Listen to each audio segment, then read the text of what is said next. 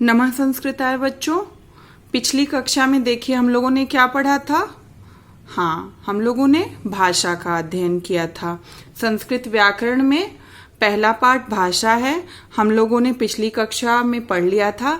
आज की कक्षा में हम लोग वर्ण पढ़ेंगे, ठीक है। अब सबसे पहली बात तो यही होती है कि वर्ण किसे कहते हैं। तो आपको पता ही है वर्ण किसे कहते हैं, ठीक है। आप लोगों ने क्लास 1-2 में पढ़ा होगा ना वर्णमाला। वर्णमाला जिसमें स्वर और व्यंजन दोनों सम्मिलित रूप से लिखे गए रहते हैं क्रमबद्ध तरीके से, उसे वर्णमाला कहते हैं। तो वर्ण क्या हो गया? भाषा की सबसे छोटी इकाई। जैसे हम कमल लिखेंगे तो क धन अ, ये क्या है? यह वर्ण है जिसमें स्वर और व्यंजन दोनों हैं। तो वर्ण किसे कहते हैं? परिभाषा बन जाएगी, भाषा की सबसे छोटी इकाई को वर्ण कहते हैं। वर्ण के टुकड़े नहीं किए जा सकते, जैसे क, ख, ग। देखिए आपने स्वर और व्यंजन पढ़ा है, ठीक है। अब व्यंजन जो होते हैं वह पूर्णतया नहीं होते हैं। आप देखेंगे क के नीचे भी हलंत है, ख के नीचे भी हलंत है और ग के नीचे भी हलंत है। अब जब इनके साथ स्वर का मेल कर दिया जाएगा तब यह क्या बन जाएंगे? वर्ण बन जाएंगे, ठीक है। अब देखिए वर्ण के भेद या प्रकार। वर्ण के कितने भेद होते हैं? वर्ण के 2 भेद होते हैं, पहला स्वर और दूसरा व्यंजन। जैसा कि आप लोग वर्णमाला में पहले अ आ इ ई पढ़ते हो ना, और उसके बाद क ख ग घ पढ़ते हो।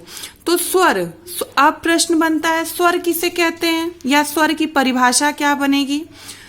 तो संस्कृत में कहेंगे स्वयं उच्चारते इति स्वर, अर्थात जो स्वयं में बोला जाए, जो स्वयं में उच्चारित होता है वह स्वर होता है। अर्थात जो वर्ण बोलने में किसी अन्य वर्ण की सहायता नहीं लेते हैं वह स्वर होते हैं। इनकी संख्या कितनी है? 13 है। अ, आ, ई, अ, आ, ई, उ, री, री, ए, ओ, आओ। देखिए थोड़ा सा हिंदी से संस्कृत की स्वरमाला अलग है। हिंदी में आप लोग री पढ़ते हो, री से ऋषि पढ़ते हो ना, तो वह क्या है? ह्रस्वरी है। ह्रस्व अर्थात छोटी री है। इसमें देखिए री, ये एक तो ह्रस्वरी लिखा है और एक दीर्घ री लिखा है, ठीक। और उसके बाद ल के नीचे कृष्ण वाले ऋषि की मात्रा जो आप लोग बोलते हैं वह लिखा है। तो यह दीर्घ री और री, इनका प्रयोग आपको संस्कृत में ही दिखाई देता है, ठीक है। तो यह 2 नए स्वर जो आप लोग देख रहे हैं यह संस्कृत के ही स्वर हैं, आप लोग कंफ्यूज मत होइएगा। अब आते हैं, पहले तो हमने अब जान लिया स्वर क्या है। स्वयं उच्चारते इति स्वर, अर्थात जो स्वयं में बोला जाए वह स्वर है। मात्रा काल, जैसे आप लोग मात्रा लगाते हो ना, छोटी ई की मात्रा, बड़ी ई की मात्रा, तो इन मात्राओं को छोटी ई की मात्रा क्यों कहते हैं और बड़ी ई की मात्रा क्यों कहते हैं?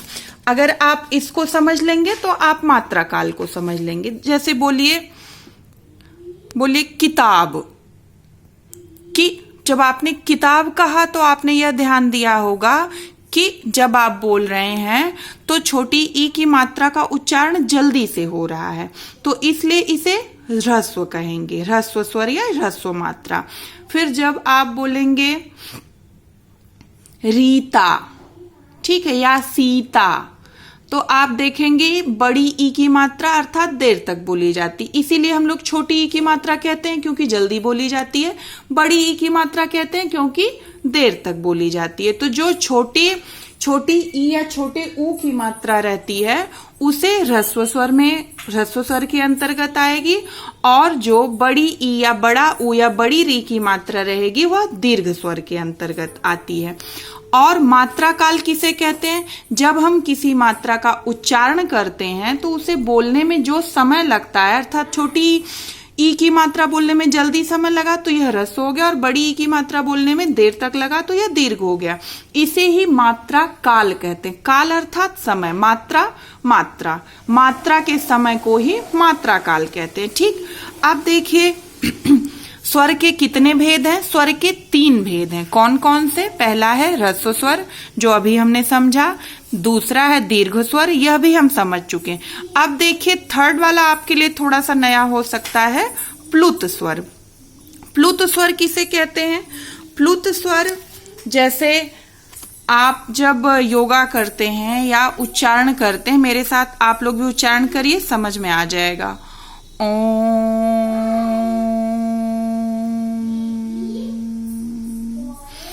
आपने ध्यान दिया होगा कि जब हम ओम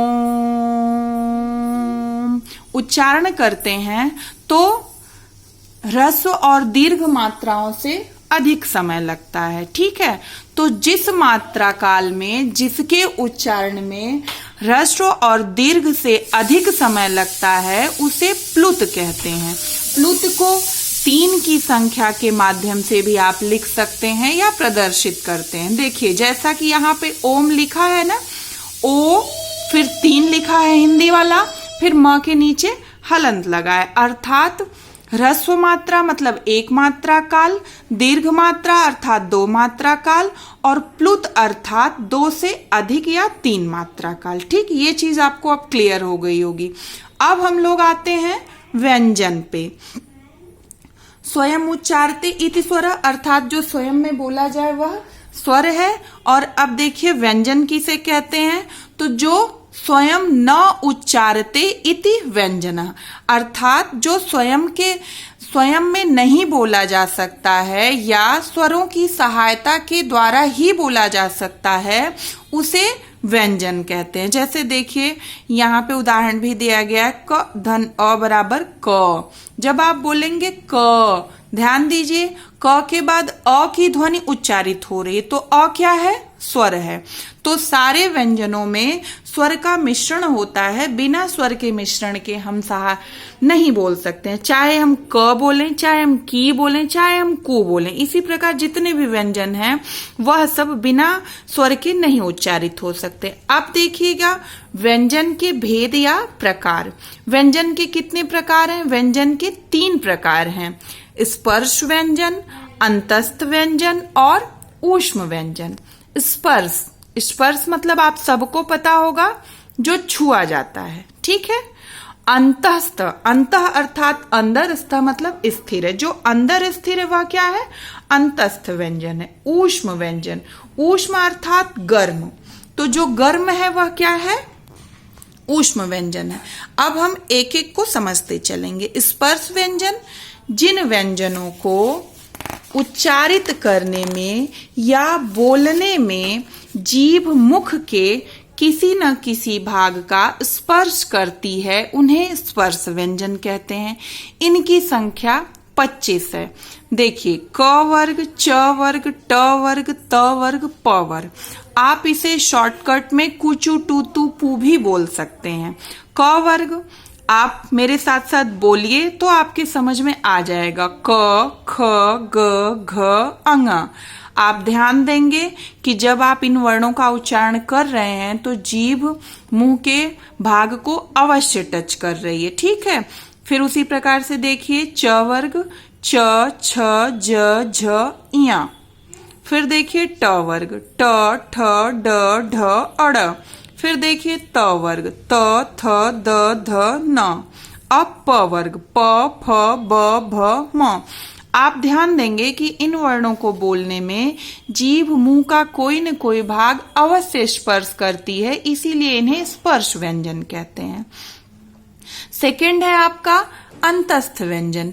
जिन व्यंजन वर्णों के उच्चारण करने में वायु को थोड़ा रोककर कम शक्ति के साथ छोड़ा जाता है। जैसे आप बोलेंगे य, जब आप य बोलेंगे तो आराम से ही बोलेंगे। ठीक है, थोड़ा सा रुक कर बोलेंगे। य, र, ल, व। आप ये आवाजें देखिए आपके अंदर से ही आएंगी। य, र, ल, व। इन वर्णों को जब आप बोलेंगे तो आप महसूस करेंगे कि इन्हें बोलने में अंदर से आपको शक्ति लगानी पड़ रही है, इसीलिए इस वर्णों का नाम है अंतस्थ व्यंजन। अब थर्ड वाले पे आ जाइए, ऊष्म व्यंजन। ऊष्म अर्थात गर्म। इन वर्णों का उच्चारण समझना आपके लिए सबसे आसान है। आप अपना हाथ अपने मुंह के पास लाइए, फिर बोलिए। देखिए हम भी लगा के बोल रहे हैं, आप भी बोलिए। श, श, स, ह। आप ध्यान देंगे कि जब आप इन वर्णों को बोल रहे हैं तो आपके मुंह से गर्म हवा बाहर की तरफ निकल रही है। तो ऊष्म अर्थात गर्म, इसीलिए इनका नाम ऊष्म व्यंजन है, क्योंकि इनको बोलने में मुंह से गर्म हवा बाहर निकलती है। ठीक है। व्यंजन का एक और प्रकार लास्ट में है संयुक्त व्यंजन। संयुक्त अर्थात संयुक्त का शाब्दिक अर्थ हुआ मिला हुआ या मिश्रित। जब दो व्यंजनों को मिला करके एक व्यंजन बनाया जाता है तो इन्हें संयुक्त व्यंजन कहते हैं। ठीक है। देखिए जैसे क धन श बराबर छ, त धन र बराबर त्र, ज धन इया बराबर ज्ञ, श धन र बराबर श्र। तो संयुक्त व्यंजनों की संख्या 4 है, आप इन्हें भी याद रखिएगा। लास्ट में देख लीजिए अयोगवाह। जैसे आप जब अ आ इ ई पढ़ते हैं तो अंत में आप अंग और अह पढ़ते हैं ना। अंग की मात्रा अंग से अंगूर, अह माने कुछ नहीं, पढ़ते हो ना।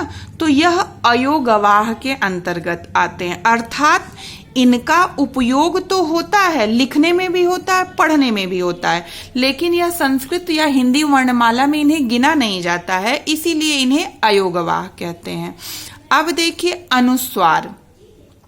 अनुस्वार किसे कहते हैं? जो आप बिंदी लगाते हैं, अंग की मात्रा जिसे हम लोग कहते हैं, उनका शुद्ध नाम है अनुस्वार। ठीक।